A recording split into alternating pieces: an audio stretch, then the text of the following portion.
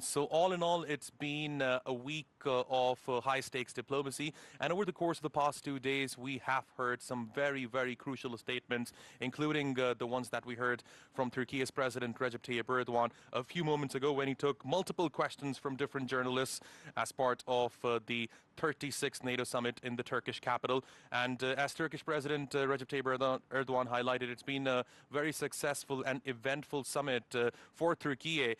Remember, leaders from 32 different NATO nations converged at the presidential complex in the Turkish capital to talk about some of the most pressing issues of our time, Aaron, from the ongoing tensions in the Middle East to the intensifying war in Ukraine, President Donald Trump's pressure on NATO allies to put more in defense spending, and then the friction that we are seeing between President Donald Trump and some European leaders. So all in all, this summit came against the backdrop of some of the most challenging issues of our time. But looking at the declaration and the tone of the speeches that we have heard from multiple leaders now, I think it's fair to say that it has been an extremely successful NATO summit. As I was talking to, a friend a few moments ago, and he told me that this summit has been flawless for Turkey from start to finish. And now what we're going to do, we're going to discuss what have been the highlights of the summit, what are the key takeaways, who has been the biggest diplomatic winner, and what's ahead for the NATO alliance. Joining me now here in our special transmission is Mustafa Caner. He's an associate professor at Sakarya University, and we also have with us professor from Hasan Kalyoncu University. Professor, thank you very much indeed. I'm sorry I've been trying to remember names. Yeah. Professor Ahmed Kesser, you have been a regular at TRT World. I do apologize for that, but thank you very much, Professor, once again for being with us. So indeed, as I highlighted, it's been fascinating summit, to say the least, for Turkey. Let's start from the beginning. In the lead up to the summit, obviously, we saw a lot of anticipation about what will be the primary takeaway from the summit. Now that we have a declaration in hand, now that we have heard from both President Recep Tayyip Erdogan and US President Donald Trump, what do you think has been the main takeaway from the summit, Professor? I think from our previous expectations, we have seen some clues also included in the Ankara Declaration. For example, 360 degrees defense for NATO. It is included in that one. Deepening the NATO countries' defense system. It is included. What is interesting, I think, included in the first article of the declaration is that, I think that's to satisfy Turkish expectations, the threat is defined not only Russia this time, also terror was defined as a threat for NATO countries. This is, I think, a significant issue because Turkey for years asked for countries. Terror is a kind of significant threat for all of us, and that's why NATO should be together with Turkey as well against this threat. And this time, this is clearly declared there. This is one issue. I think to satisfy President Trump, as you mentioned, Iran issue, denuclearization was put in the declaration as well. Yeah, Iran and Hormuz, it is included in the declaration. So the more actors we have in negotiations, it is usually the more difficult to have such kind of concrete results. But this time, I think they try to satisfy all parties regarding to that one. Even increasing the budget, $50 billion. Right. And also approving a loan of $70 billion for Ukraine. These are important. And to satisfy American party, to satisfy the host country as Turkey, and to satisfy the European countries, also this is a bilateral thing because as they strengthen their defense system and as they integrate the manufacturing capabilities regarding defense equipment, this will also strengthen the capability of the NATO overall and defense against all threats. I think in a brief 5-article declaration, these all tried to be covered, I think, overall. We can say, I think it was a successful result for this kind of summit, I think.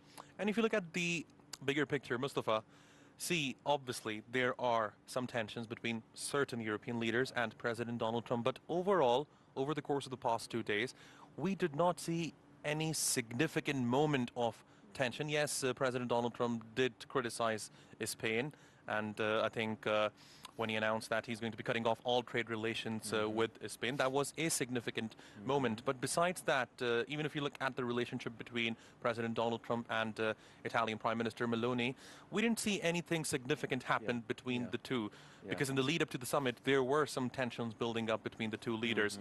So I think the fact that it was happening in Turkey and the fact that President Erdogan has now addressed a press conference and once again thanked all the leaders for coming here today, I think it really goes to show that NATO has been able to do what it was made to do, to remain united as an alliance. And I think this summit has once again reiterated that. Absolutely. First, I want to, congratulate Turkey for successfully concluding this NATO summit. I think we are all proud of Turkey for doing that. I think all guests are very impressed by various, aspects of the organization, for sure. And yes, the message of unity has an utmost importance. From this declaration, Article 5 is emphasized again. Yes, we saw Donald Trump attacking harshly against Spain, and sometimes he criticized some leaders softly, but we understood that behind the closed doors, he also reiterated commitment to NATO. The United States wants to stay in NATO, despite the fact that there are many divergences and tensions. And I'll tell you what, very quickly, because I read this recently. There was a statement made by German Chancellor Friedrich Merz, and I'll tell you what he said. He basically said that Donald Trump, when all leaders were inside that NATO Council, he was listening to even the smallest countries very carefully. He was acknowledging their concerns. So I think that really goes to show that perhaps President Donald Trump, when he speaks to the media, he's much different. There's a split screen, from how he is when he's inside closed-door meetings. The one side is really theatrical, and yes, he likes to boast. I mean, he likes to, show his skills, and he wants that his skills to be appreciated, acknowledged by others. And this is a show for him, a political show maybe. He's a businessman. And on the stage, he wants to, do his show. But behind closed doors, in the room with other leaders, he speaks a different language. He listens, he acknowledges some concerns. As you know, different members, different allies have different concerns, different goals when it comes to security, when it comes to all other subjects related to NATO and other, geopolitical issues also, that I think NATO, by including the Strait of Hormuz question and Iran in the declaration, now also acknowledge the importance of southern flank. The southern flank faces Iran and the Iranian war, or the war against Iran. And now we have to think holistically, not isolated in some geographical, limitations, but we have to, include different geographies that has not been traditionally on NATO's agenda, like the southern flank. So I think this declaration tells a lot about many things, but stressing on unity, the Article 5 commitment is really important despite many divergences. And also I think, if I may, I can add something, because when we look at the discourse of Donald Trump, there is a difference between the speeches ahead of the summit and the conference and after the summit, because before, I think he shows the stick to the countries and try to push them to come to a standing point which he wants them to come. And after the during the summit, he tries to collect the carrots. And after the summit, usually he prefers the marketing side and try to show the significance of the U.S. equipments, excellence, etc., and that everybody is trying to buy them, etc. So initially a hard language, and at the final stage a soft language, as usually And I'll preferred tell you by what, himself. Professor, you know, I was on air last year when President Donald Trump addressed the press conference of the 35th NATO Summit from The Hague. And I remember he was really angry at the time. He was really angry throughout the press conference and the lead up to the press conference. Throughout the summit, we kept hearing angry statements from President Donald Trump about NATO members. But this time around, yes, there have been some friction. But overall, especially looking at his last press conference, he appeared to be in a very positive tone, and he appeared satisfied with NATO as an alliance. And that brings me to the host country. Yeah, because this exactly, summit yeah. is being hosted here in Turkey. And before coming to Turkey, President Donald Trump said, not once but on multiple occasions, if this summit had not been hosted by Turkey's President Recep Tayyip Erdogan, he probably would not have attended. For sure, I think. So what's been the role of President Erdogan in, if I may, uniting the alliance once again? Exactly, yeah. Yeah, I think also another contribution. He had a chance to chat bilaterally with a lot of leaders within NATO and outside NATO as well, including Shara of Syria, for example, for the first time. And that was an opportunity for Syrian side as well, because for the first time, a Western leader, Macron, visited Syria just ahead of the summit. And then President Shara had a chance directly to speak and to tell his feelings or future plans to Trump. And Trump should be satisfied regarding to that one, because he used the word that United States is back in the region, in Syria, in the Levant region. So he was happy with that one also. He used this as an opportunity as well, I think.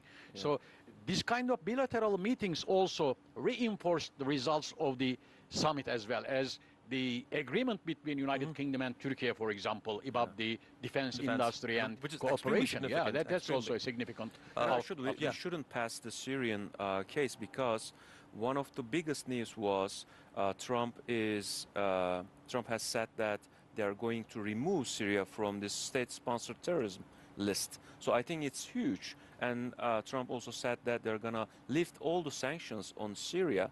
I think these are pretty positive outcomes for Syria as well. And I think President Shara was very happy for these developments. For sure, and as a contribution also, the German Chancellor, I think, mentioned that without Erdogan and Turkey, we could not save Syria. So that was another case that which stressed really the role of Turkey the in that importance one of also. Turkey. Okay, now that this summit has concluded, obviously Turkey has always been an extremely crucial part of NATO. It is the second largest army, second strongest army within the alliance. But after this summit today, Mustafa, let me begin with you on this one. What does Turkey mean to the 31 members of the alliance?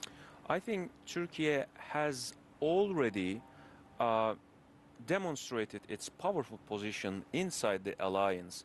I mean, let's consider the latest major geopolitical events inside our region and also outside our region, because Turkey's role is not limited to its region, because Turkey is in Africa, in Ukraine, in Caucasus, just not imminent geography, inside in the imminent geography, but making agreements with the United Kingdom on the defense domain, or Poland, or many other countries. So Turkey's role, I think, is shifting or has already shifted towards security provider from security consumer. I think this is the position that Turkey has now gained in NATO alliance. And because of its central position in many geopolitical issues as, a problem solver or a diplomatic force, be it Iran, be it, Caucasus, in Syria, Lebanon, in Palestine. So, and southern flank, I just mentioned about it. I think the other allies cannot, ignore Turkey's central position anymore after the summit. So, as you said a minute before, we owe that Trump's soft language to host country. So Turkey is a factor in that. Turkey is a factor. Now, we are running out of time, but Professor, you're also a former military man. And I want to ask you something on a personal level. Seeing so much praise coming from world leaders, including President of the United States, about Turkey, about the Turkish military, and the fact that Turkey has brought together 32 members of the alliance at the presidential complex, successfully concluding the 36th NATO Summit. How does it make you feel? As President Erdogan mentioned, Turkish land forces has more than 22 centuries of a history, and it has already respected by all the world. Today, in addition to its military power, I think the diplomatic power of Turkey and diplomatic role, mediator role, peace-building role is assured and approved and accepted by all the participator countries as well. And also, as at the beginning, Turkey targeted to stress the nucleus role of Turkey in NATO countries, not a border guard anymore, but the nucleus country, like the atomic cell, for example. When you have a fusion or fission, you have the nuclear power. So it's an outstanding power coming from the nucleus. So it has a really nucleus role in NATO, and it's accepted by all the participatory members and the leaders as well, I think. That is the outcome and the fruit of the summit, I think. Thank you so much. Fascinating insight. You know, we're out of time, so I'd really like to take this opportunity to thank both of you for joining our special transmission. And I believe it wouldn't be fair if I hadn't back to Istanbul without thanking the team that has brought this special transmission together, from the camera crew to the technical staff to our director, producer, executive producer. So I just want to take this opportunity to thank all of them. And obviously the summit has concluded, but what was discussed here today is going to continue to be discussed in the days ahead, because the world is facing some of the most pressing challenges, and the hope is that as part of such gatherings, peaceful solutions can be found to seemingly never-ending conflicts. Thank you very much indeed for watching our special transmission from Ankara. For now, back to London. Jaffas Hasnain there, a man of the people. Thank you very much indeed for the last 15 minutes or so. Well, that's basically